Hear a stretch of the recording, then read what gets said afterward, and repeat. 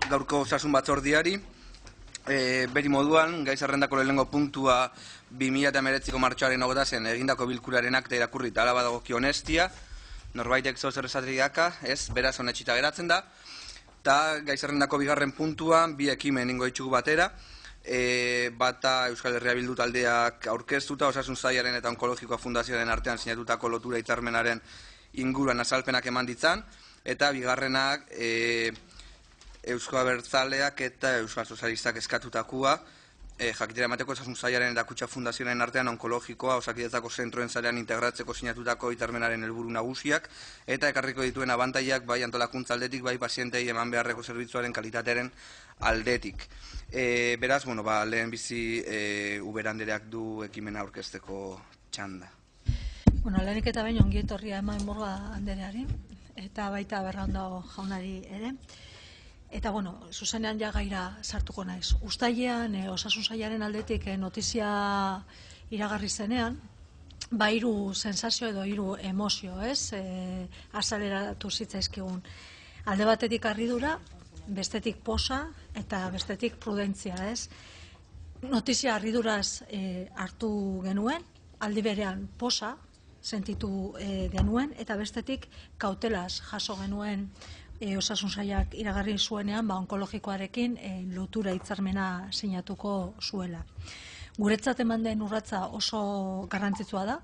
Urrats honek suposatzen duelako integrazio funtzionala aurrera eramatea eta borondate politikoa izanez gero, irekitzen delako bidea integrazio oso batetarako eta publifikazio batetarako.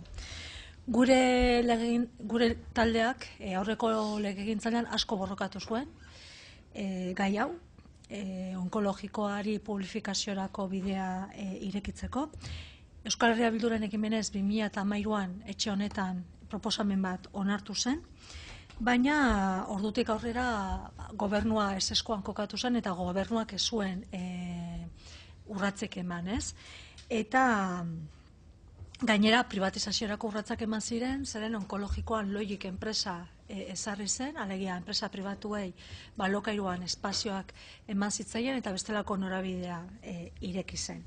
Beraz, hasteko jakin nahiko genukena da zer motibatu duen edo zer motibatu zuen Osasun Saila da ze arrazoi egon diren, iritzi aldaketa egiteko Osasun Sailaren gobernuaren aldetik, eta zerk motibatu duen gobernu hau, Osasun Saila, onkologikoarekin zegoen kontzertazio harreman eredu hori aldatzeko eta orain aukeratu den beste eredu horretara jauzi egiteko.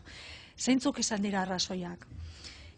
Donostiako ospitalean espazio falta zegoelako, Osakidetzako lan eskaintza publikoaren auzia estaltzeko, Kutxa Fundazioaren gaitasun eza onkologikoan zeuden finantziazio beharrei aurre egiteko. Gogoratu nahi dut onkologikoaren aktibitatea 80-85 Osasun Sailak finantzatzen duela. Urtero 23 milioi eta 5 urtetan 115 milioi euro. Onkologikoaren infraprobetxamendua jakin nahi duko genuke, zeintzuk izan direnez, arrazoi horiek iritzi aldatzeko. Hala ere, dena direlarik arrazoiak posten gara erabaki honetaz, eta positiboki baloratzen dugu, eta zoriondu nahi dugu, Osasun Saila. Iruditzen zaigu gauzak ondo egiten direnean, onartu behar direla, aitortu behar direla, eta guk hori egiteko ez daukagu inolako konplejurik. Baina hala ere joango gara gai honi jarraipena egiten eta ikusiko dugu egiazki zein norabide hartzen duen eta zein den gobernuaren borondate. Horregaitik gaurko agerraldia guretzat importantea zen, ez? Eta lehenengo txanda honetan hainbat kezka edo galdera planteatu nahiko nituzke, harreman eredu berri honen inguruan. Gairik komplikatuena zalantzarik gabe pertsonal politika da, kontratazio politika da, baina aldi berean gakoa den gaia da, eta guretzat publifikazioara eramango duen, edo ez duen eramango baldintzatuko duen adierazle importanteenetariko bat da, ez? Zeren egiten den kontratazio politikaren arabera norabide bat hartuko duelako edo beste bat hartu dezakelako. Eta iruditzen zaigu ere aukeratu den eredua, hau da, lotura hitzarmen hau edo atxikimendu hitzarmen hau, modu traumatikoan, hau da, publifikazio modu traumatikoan ez emateko, bide bat dela gure iritziz, baina, gero ikusiko dugu benetan zertan geratzen den. Hala ere, badakigu ez dela erreza izango. Galderetara eta kezketara. Onkologikoko langileak onkologikoaren titularpean jarraituko dute, eta aldi berean ordezkapenak Osakidetzako zerrendetatik egingo dira, horrela dago jasota lan hitzarmenean. Lan harremanak zuzendaritza organoaren eskutan geratzen dira, baina kontratazioa zuzendariak, onkologikoko zuzendariak egingo ditu, horrela dago jasota hitzarmenaren artikulatuan. Hor galdera da, kontraesanak egon daitezke, hau da, zuzendaritza organo kolegiatuaren artean eta onkologikoko zuzendari artean hor kontraesanak edo talkak sortu daitezke kontratazioak bideratzerako orduan, edo ez duzu ikusten horrelako arazori. Bestetik, osasun sailaren asmoa da jubilazioak ematen direnean, hau da, onkologikoko titularpean dauden langileen jubilazioak ematen direnean, zer da asmoa? Onkologikoko lanpostu horiek amortizatu eta Osakidetzatik lanpostu horiek sortzea. Horretaz gain ere, momentu honetan gatazkarik sortu da lan bera egiteagatik, hitzarmen desberdinak egoteagatik, hor dago Osakidetzako langileak egongo dira, eta onkologikoko langileak egongo dira, onkologikokoak bertako hitzarmen daukate eta Osakidetzakoak besteak lan berberak egingo dute, baina hitzarmena desberdina izango da. Nik ez dakit hori, orain ja dagoeneko denboratxoa pasatu da, ez dakit horren inguruan gatazkak izan dituzuen, edo ez, edo nola bideratzen ari zareten auzi hori. Eta beste galdera bat, orain lotura honen ondorioz, Donostiako ospitalean, Donostiako erakunde sanitario integratuan, onkologian lanean ari ziren zerbitzuetan behin-behineko formatoan edo dena delakoan eragin du hitzarmen honen ondorioz plazarik amortizatzea edo lanposturik amortizatzea. Orain arte, hilabetetxo batzu pasatu dira, zein urratz eman da pertsonal politikan, edo zein asmo ditu osasun sailak, ze asmo ditu pertsonal politikan urratzak emateko. Lehenengo anexoan jasotzen da hitzarmen horren baitan geratzen diren zerbitzu zorroak, prestatzen zer zerbitzu emango direnez. Eta artikulatuan jasotzen da prebentzio, diagnostiko, tratamentu, errehabilitazio, informazio eta segimendu atalei dagokion guztia geratzen dela Osakidetzako planifikazioaren baitan. Hala ere, geroago jasotzen da, eta hor, hainbat zerbitzu agertzen dira, anexoan, Baina gero 18. artikuluan soilik radioterapia eta onkohematologia arloetan adierazten da burutuko direla unitate kliniko partekatuak, Orduan, ez dakit hau hobeto azaltzerik duzuen. Hau da, soilik bi espezialitate hauetako zerbitzuak dira lehenengo anexoan daudenak, guk ulertzen dugu ezetz zerbitzu gehiago daudela. Zergaitik unitate kliniko unidades de gestión, unitate kliniko hauek bakarrik bi espezialitate horietan emango dira, badago asmorik gehiagotan emateko, hau hobeto azaltzea gustatuko litzaiguke. Hitzarmenean jasotzen da, hitzarmena sinatzen denetik hilabete batera, Osakidetzako zuzendaritzari Donostialdeko esiak baimena eskatuko diola unitate kliniko partekatuak hasteko eta garatzeko. Jakineko genuke nola dagoen kontua, unitate kliniko partekatuarekin hasi da radioterapia eta onkohematologian, arazorik egondan, oraindik ez den abiatu, nola dagoen egoera jakitea gustatuko litzaiguke. Gero gainera ere zehazten da zerbitzu burua izendatuko dela, arduradunak izendatuko direla, ez? Gustatuko litzaiguke hori nola egin da. Arduradun horiek Donostiako esikoak diren, onkologikokoak diren, horren normalan alakoetan arazoak ere sortzen dira, ez? Arazorik edo oztoporik sortu ote dan. Gero bestetik, espazioen erabilera ere gustatuko litzaiguke argitzea, ez? Espazioak nola partekatuko dira, zein arlotan, nola egiten ari den. Gero agertzen da ere, eta hau zen gure kezka nagusietako bat, hitzarmenean agertzen da, edo bere momentu behintzat argitu zitzaigun, onkologikoko barrenean dauden enpresei kontratua bukatu ala bertatik kanporatuak izango direla, ez? Jakineko genuke, logiken barruan dauden enpresen epemuga, kontratuaren epemugak zeintzuk diren, noiz bukatzen zaien, beste enpresarik bat dagoen logik aparte, zeintzuk diren, kontratuaren epemugak zeintzuk diren, eta guztiak nola kudeatuko den. Hitzarmenean ere jasotzen da, logikoa da bezala, bitarteko publikoak kontrolatu eta auditatuak izan beharko direlako, auditorio bat egingo dela urtero. Jakineko genukea auditoria hori Osakidetzak egingo duen, edo nola burutuko den, edo kanpoko enpresa baten bidez egingo den. Inbertsioi dagokienean ere, hitzarmenean jasotzen dira, inbertsioak onkologikoko titularitatearen baitan kokatuko direla, bai? Eta hor, anexo baten, espaldiman agoker, bigarren anexoa zen, hainbat azpiegitura eta materiale eta, hainbat gailu jasotzen dira, zerrendatzen dira, ez?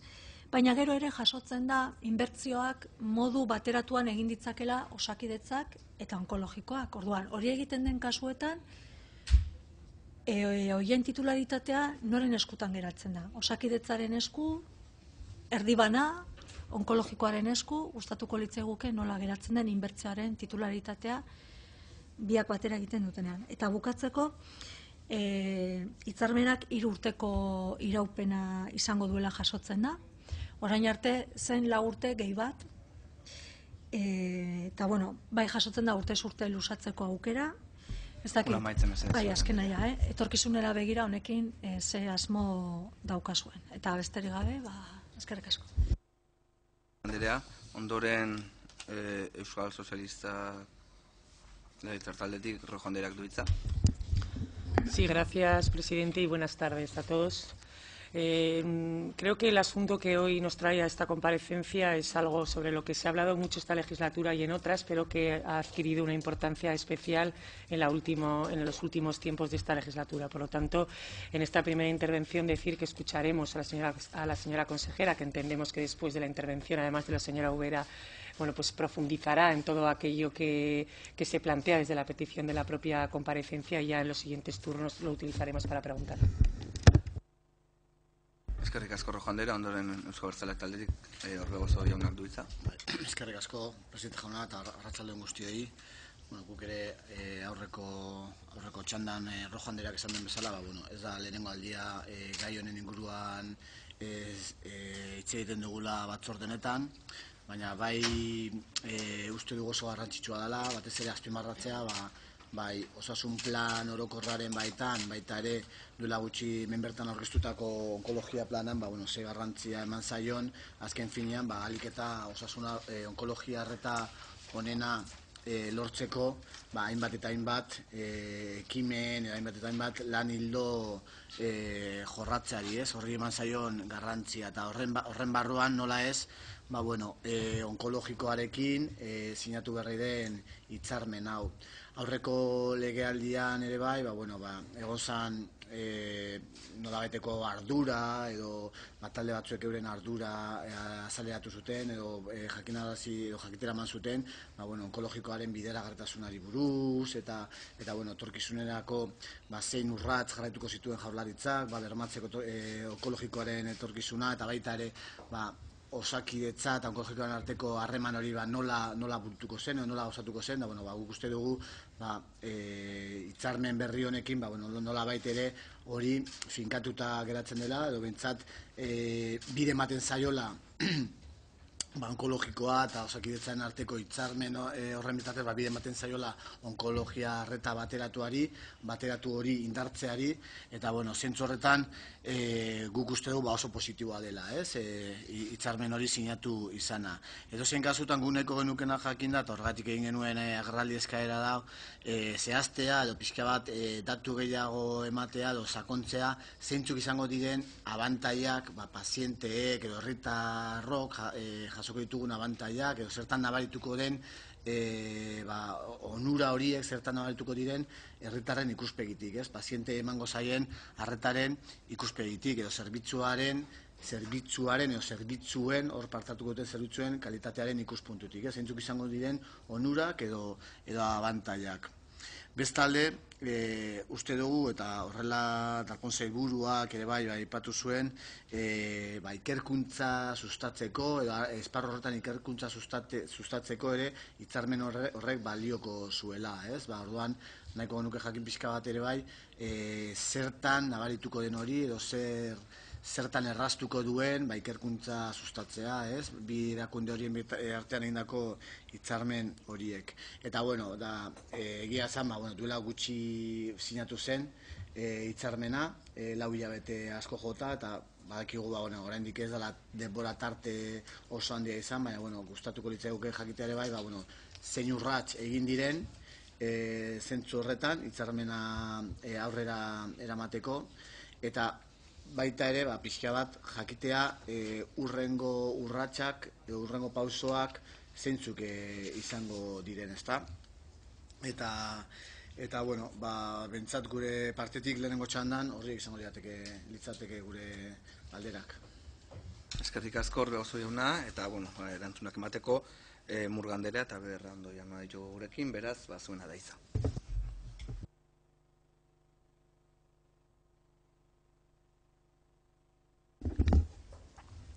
Eskerrik asko, presidente jauna, legebiltzarkideok, eguerdion guztioi. Para atender las solicitudes de comparecencia del Grupo Nacionalistas Vascos, PSE y EH Bildu respecto al convenio de vinculación de oncológico a Osakidetza, me acompaña el viceconsejero de Salud, el doctor Iñaki Berraondo. El pasado 6 de febrero ya remitimos a este Parlamento dicho convenio. Lo han señalado ustedes mismos, pero a lo largo de los próximos minutos trataremos de responder a todas aquellas cuestiones que nos han planteado. Sin duda para nosotros que el Parlamento nos brinde esta oportunidad es muy bueno para todos, así como el agradecimiento quiero mostrarlo por delante. Estamos convencidos de que la vinculación de oncológico a Osakidetza es un paso contra el cáncer muy importante y nos congratulamos por ello todos. La misión de los poderes públicos es afrontar y tratar de resolver los problemas de la sociedad a la que representamos. El cáncer, a día de hoy, es la principal causa de muerte en Euskadi. Por esa razón, hacerle frente es una de las prioridades de la agenda del Gobierno vasco. Actualmente se diagnostican al año 13.500 nuevos casos en Euskadi. Es cierto que la esperanza de vida ha crecido de forma constante en las últimas décadas hasta situarse a la cabeza de Europa. Pero el reverso de ese avance es el aumento de las enfermedades asociadas al envejecimiento, y el cáncer está entre ellas. Euskadi ha sido pionera en políticas de prevención y promoción de hábitos saludables y activos. Paralelamente, se han desplegado programas de cribado poblacionales como los de mama y colon, a los que se añade en este año el de cervix. Este esfuerzo, junto a la paulatina incorporación de nuevos e innovadores medicamentos para el tratamiento del cáncer y la mejora de las técnicas de radioterapia, ha contribuido al creciente y significativo aumento de la supervivencia, superando las tasas, como he mencionado. A día de hoy, la supervivencia en hombres es del 52,2% y en mujeres del 59,9%. Pero no nos conformamos. Es voluntad del Gobierno vasco, del Departamento de Salud y de Osakidetza seguir avanzando. El plan oncológico es muestra de ello. Datozen 5 urteetara begiratzen du plan onkologikoak eta zalantzarik gabe onkologikoarekin sinatu genuen akordioa. Gure helburuak betetzeko lehen mailako inbertsio bat da. Alde batetik, Donostia ospitaleak eta onkologikoak emandako arreta eta egindako ikerketa gehietzen ditu. Akordio honen bidez, profesionalen ezagupena eta esperientzia gehitzen dira. Bestetik, planifikazio eta kudeaketa lanak hobetuko dira. Beti ere, pertsona ardatz hartuta eskainitako zerbitzua hobetzen jarraitzeko. El convenio para la vinculación de oncológico a Osakidetza supone un nuevo paso en la mejora de la calidad de la prestación y también en la humanización del proceso de tratamiento en los pacientes. Creo en la colaboración y creo en las ventajas de este acuerdo multidisciplinar y transversal. El objetivo central de este convenio es la persona con cáncer, mejorar y humanizar la asistencia, además de ofrecer más oportunidades a la investigación a través del vínculo con Biodonostia. Con la vinculación de Onkologiko a Osakidetza sumamos esfuerzo, talento y conocimiento en beneficio de la salud y el bienestar de Guipúzcoa y de toda la sociedad vasca en su conjunto.